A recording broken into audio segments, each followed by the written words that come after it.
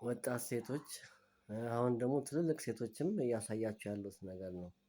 በጣም የሚያሳፍር ነገር ነው። እምብርት የሚያሳይ ሰውነት የሚያሳይ ልብስ አለባበስ መልበስ በጣም አስነዋሪ አለባበስ መታየት ምንድነው? ወጣት ሴቶችና አዛውንት ማለት ትንሽ እድሜ ገፋ ያሉ ሴቶች ላይ ያሳያል። እና ያስጠላል በጣም በጣም አስነዋሪ ነገር ነው።